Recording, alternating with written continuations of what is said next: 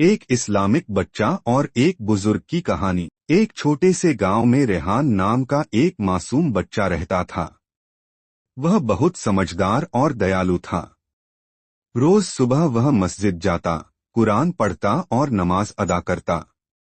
उसके माता पिता ने उसे अच्छे संस्कार दिए थे और वह हमेशा बड़ों का सम्मान करता था। गांव में एक बुजुर्ग व्यक्ति भी रहते थे जिनका नाम हकीम साहब था। वे बहुत ज्ञानी थे और गांव के लोग उनकी इज्जत करते थे। लेकिन समय के साथ उनकी सेहत कमजोर हो गई थी और अब वे अकेले रहने लगे थे। अधिकतर लोग अपने कामों में व्यस्त रहते और उनकी देखभाल करने वाला कोई नहीं था। पहली मुलाकात। एक दिन रेहान मस्जिद से लौट रहा था जब उसने हकीम साहब को रास्ते में मुश्किल से चलते हुए देखा। वह दौड़कर उनके पास गया और पूछा, दादाजी, क्या मैं आपकी मदद कर सकता हूँ? हकीम साहब ने मुस्कुराते हुए कहा, बेटा, अल्लाह तुम्हें बरकत दे।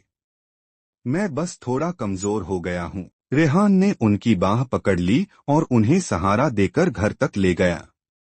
वहां जाकर उसने देखा कि उनका घर बहुत अस्त व्यस्त था। रेहान ने बिना कुछ सोचे सफाई शुरू कर दी और उनके लिए खाना भी बना दिया।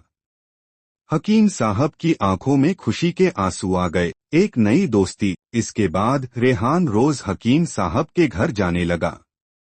वह उनके लिए खाना लाता, घर की साफ सफाई करता और उनके साथ बैठकर इस्लाम की कहानियां सुनता।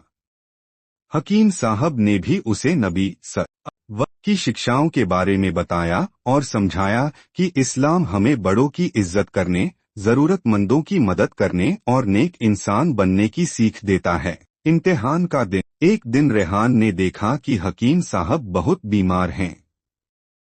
वह भागकर गांव के डॉक्टर को बुलाने गया। डॉक्टर ने कहा कि उन्हें दवा की जरूरत है, लेकिन दवा काफी महंगी थी। रेहान के पास इतने पैसे नहीं थे, इसलिए उसने अपने खिलौने और किताबें बेचकर दवा खरीदी।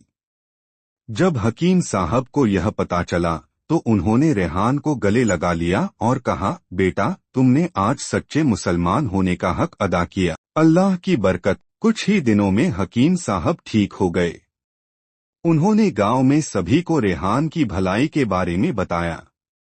गांव के लोग भी रेहान की नेकदिली से प्रभावित हुए और उन्होंने बुजुर्गों की देखभाल का जिम्मा उठाया। रेहान की दयालुता और ईमानदारी की वजह से गांव में एक नई रोशनी फैल गई। लोगों ने मिलजुल कर रहना सीखा और हर कोई एक दूसरे की मदद करने लगा। इस कहानी से हमें यह सीख मिलती है कि इस्लाम हमें प्रेम, करुणा और सेवा की राह दिखाता है। यदि हम बड़ों की इज्जत करें और जरूरतमंदों की मदद करें तो अल्लाह हमें अपनी बरकतों से नवाजता है। नेक कामों में कभी देर नहीं करनी चाहिए, क्योंकि अल्लाह उन्हीं की मदद करता है जो दूसरों की मदद करते हैं।